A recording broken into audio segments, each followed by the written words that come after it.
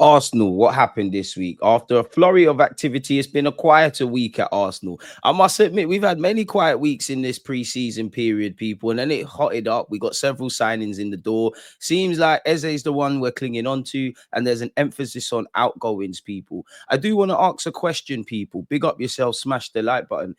Assuming we got Eze and Eze was the only deal, so that would be what our seventh signing of the season. So Eze, Gyökeres, Zubamendi, Norgard, Kepa, Mosquera, and if I'm missing anyone else out, forgive me. Do you lot think that's enough? Do you feel stronger in Arsenal's pursuit of Premier League glory, or simply put, winning the Premier League? Drop a comment and let me know, because these are things that I go through in my mind. After a flurry of activity, it has been a quiet week at Arsenal. Arsenal's recruitment drive continues at academy level, although the club missed out on 17-year-old Salford City striker Will Wright, who's been confirmed and actually announced as a Liverpool player.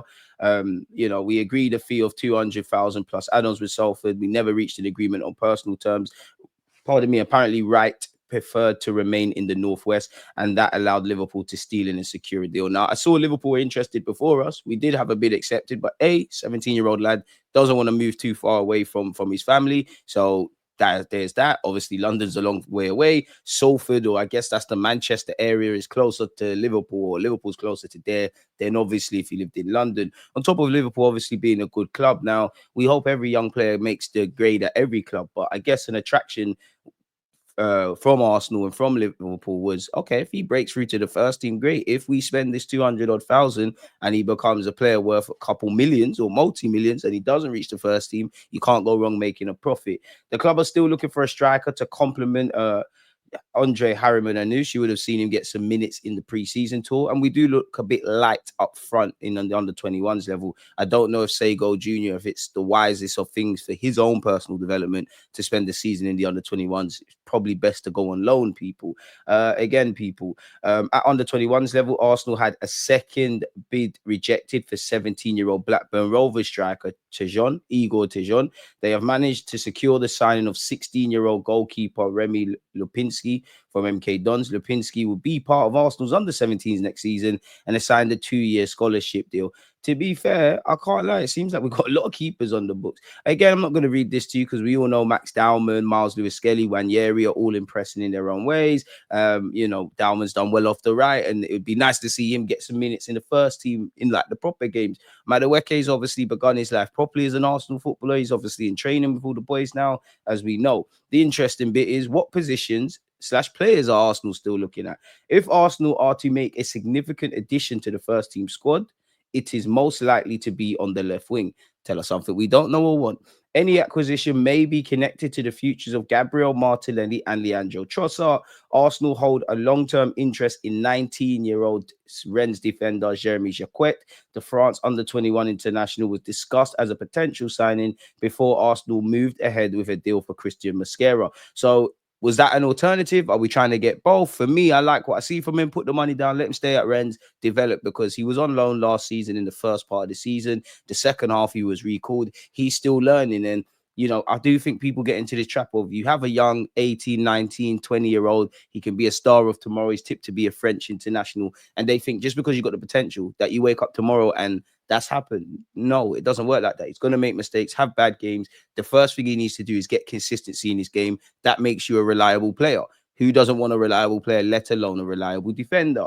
Departures of defenders, speaking of defenders, such as Zinchenko and Kiwior, could lead Arsenal to revisit their interest, but Jacquet signed a deal with Rennes as recently as May, tying him to the Ligue 1 club until 2029. Now, I don't know with Calafiori's fitness issues and if we're able to bring in a left back, if we let Zinchenko go from a financial point of view, maybe from the player's point of view, it makes sense leaving. You and Nelson, that's 200 grand a week on wages, people. Kiwior, we'll get into it, but you're linked with moves away, with it looking a bit clouded in relation to when Gabriel Magalhaes is not only fit but ready, despite what Arteta said. I would keep Kiwior regardless, and I would keep Kiwior more with that because I rate Calafiori a lot higher than I do Kiwior. But if the Premier League started tomorrow, I'm starting Kiwior because I think you've shown me a lot more reliability in that regards, people. And I wouldn't force Kiwior out the door. I just feel you're good for the squad. Probably got some confidence by making your mark in your own way last season. Where I understand Kiwior is when you remove the romance of playing well against Real Madrid and all that,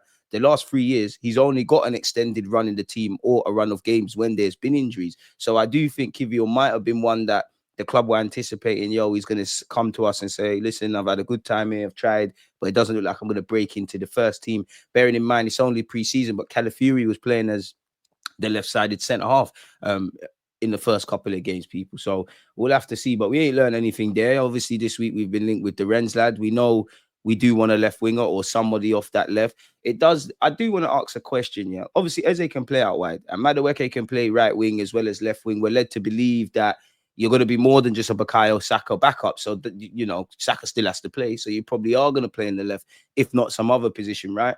But while I'm having Eze, and it is what it is with Madueke, we give him all the confidence. And maybe you have to assume a Martinelli or Trossard's gone, but just focus on Eze and Madueke for me.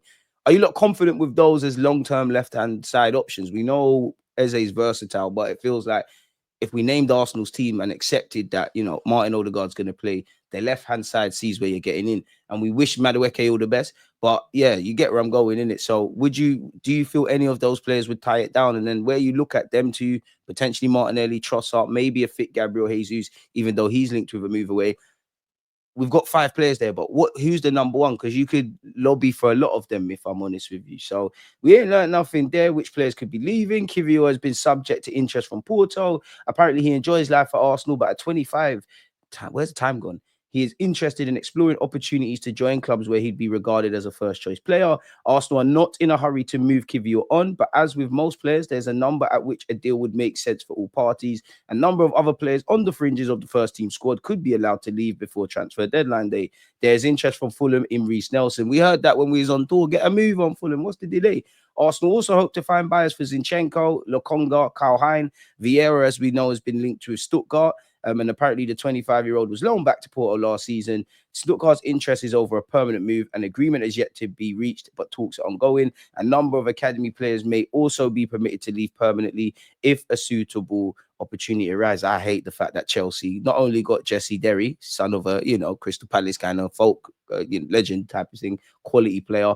They got Joel Hatto, man. I would have been sweet. Once again, Stuttgart are working on a permanent deal for Fabio Vieira. As said, people, they've approached their Premier League counterparts regarding him. As we just saw, an agreement has yet to be reached, but talks are ongoing. Arsenal are likely to seek a respectable price for a player they recruited for up to 40 million in the summer of 2022. He's got 2 years left on his deal. I don't think we're going to get anywhere near our 40 million. Can we get half? Can we just get over half? Can we get a sell-on clause?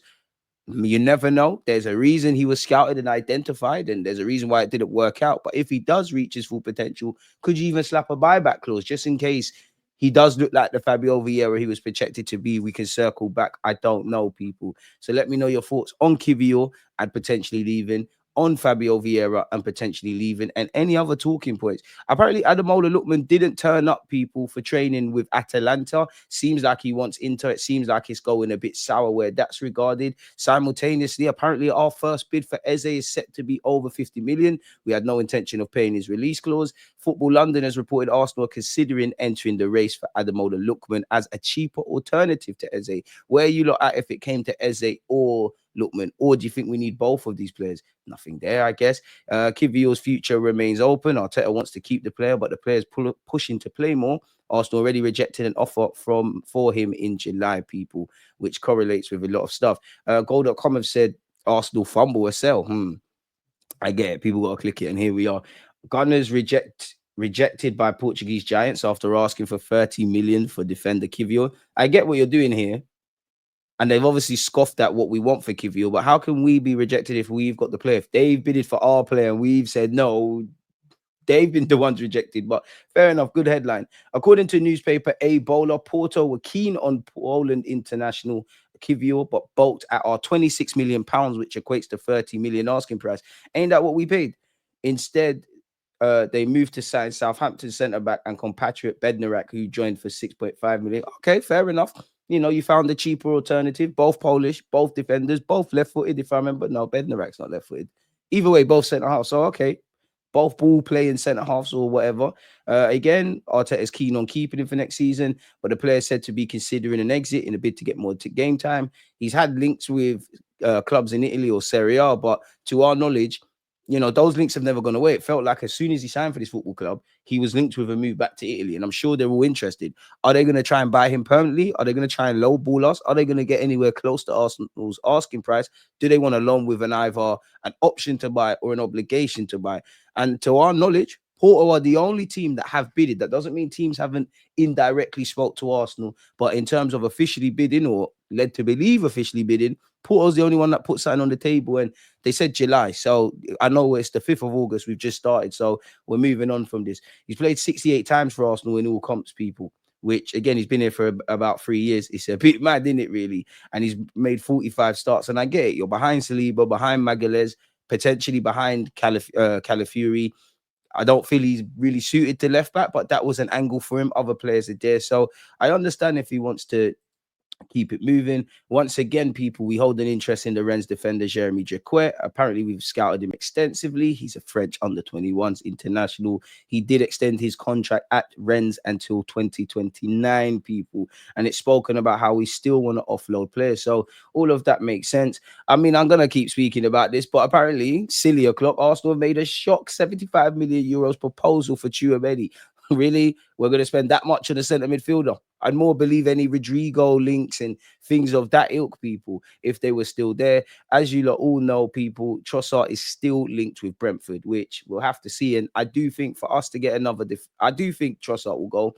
And I do think that accelerates our Eze plan.